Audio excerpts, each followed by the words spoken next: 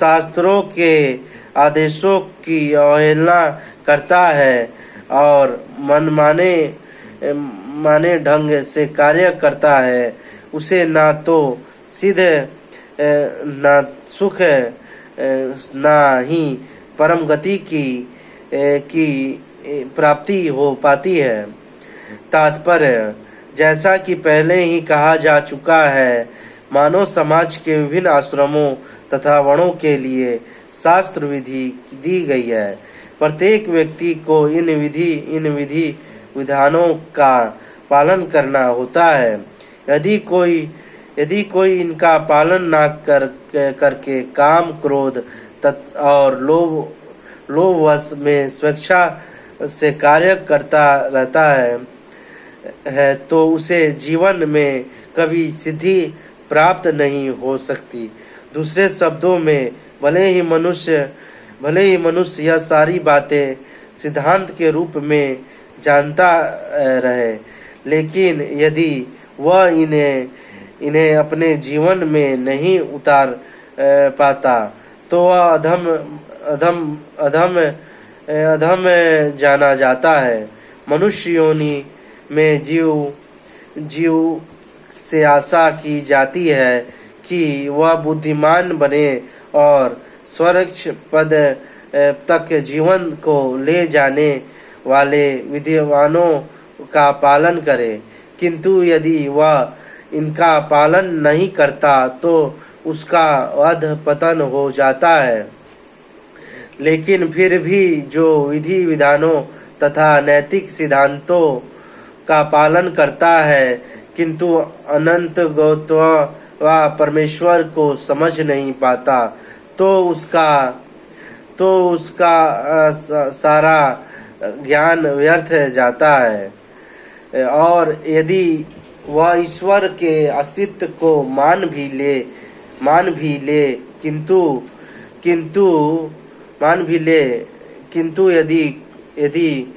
किंतु यदि वह भगवान की सेवा नहीं करता तो भी उसके प्रयास निष्फल हो जाते हैं।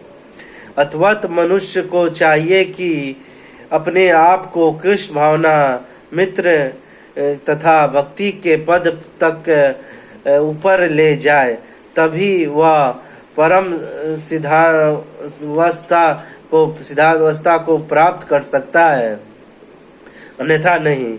काम कारत शब्द अत्यंत सार्थक है। जो व्यक्ति जानबूझकर नियमों का अतिक्रमण करता है वह काम के वश में होकर कर्म करता है। वह जानता है कि ऐसा करना मना है, लेकिन फिर भी वह ऐसा करता है कि इसी की को स्वेच्छाचार कहते हैं। यह जानते हुए कि अमुक काम करना चाहिए, फिर भी वह उसे नहीं करता है, इसीलिए उसे स्वेच्छाचारी कहा जाता है। ऐसे व्यक्ति अवश्य ही भगवान द्वारा दंडित होते हैं। ऐसे व्यक्तियों को मनुष्य जीवन की सिद्धि प्राप्त नहीं हो पाती। मनुष्य जीवन तो अपने आप को शुद्ध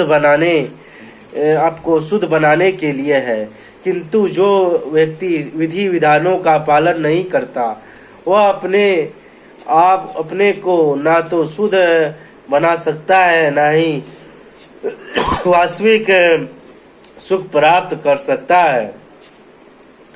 तस्मात् क्षणन परमाण ते कार्य व्यवस्थित ज्ञावता शास्त्र विधान नोक्ता कर्म कृत्य हर्षय। अथवा मनुष्य को यह जानना चाहिए कि शास्त्रों के विद्वान के अनुसार क्या कर्तव्य है और क्या अकर्तव्य है। उसे ऐसे विधि विधानों को जानकर कर्म करना चाहिए जिससे वह कर्मश ऊपर उठ सके।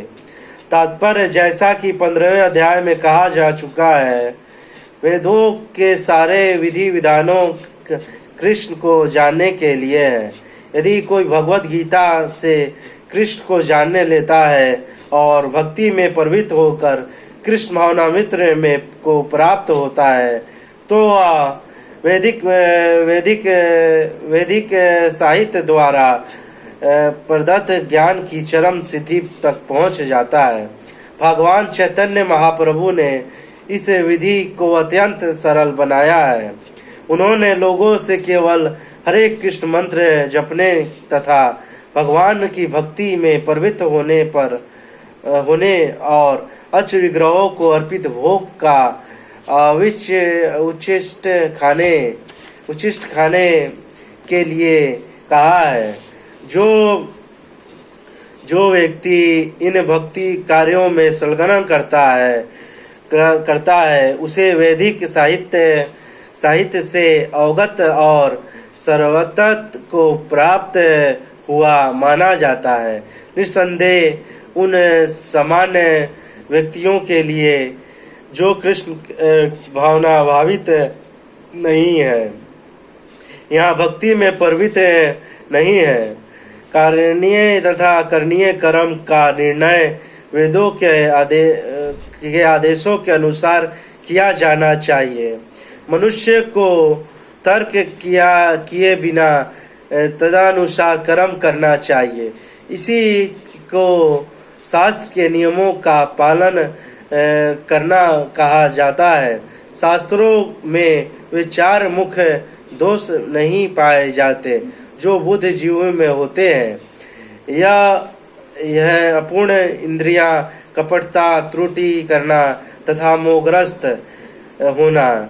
इन चारों दोषों के कारण बुद्ध जीव विधि विधानों बनाने के लिए अयोग्य होता है। अयत विधि विधानों जिनका उल्लेख शास्त्रों में होता है, जो इन दोषों से परे होते हैं, सभी बड़े बड़े महात्माओं, आचार्यों तथा महापुरुषों द्वारा बिना किसी परिवर्तन के स्वीकार कर लिए जाते हैं। भारत में आध्यात्मिक विद्या की कई दल हैं, जिन्हें प्रायः दो श्रेणियों में रखा जाता है, निरंकवादी तथा सकारवादी। दोनों ही दलों वेदों के नियमों के अनुसार अपना जीवन बिताते हैं। शास्त्रों के नियमों का पालन किए बिना कोई सिद्धि प्राप्त नहीं कर सकता।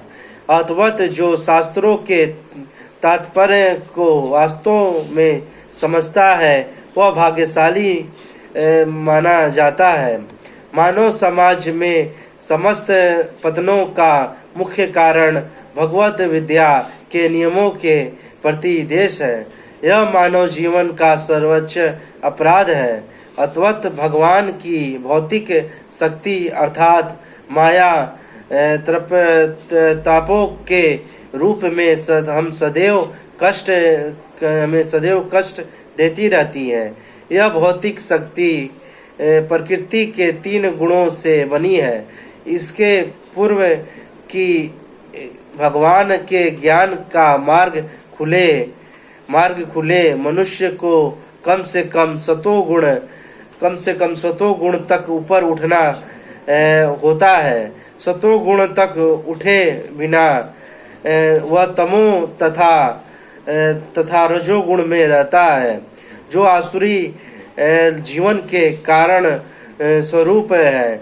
रजो तथा तमोगुणी व्यक्ति शास्त्रों के पवित्र मनुष्यों तथा भगवान के समुचित ज्ञान की खिल्ली उड़ाते हैं।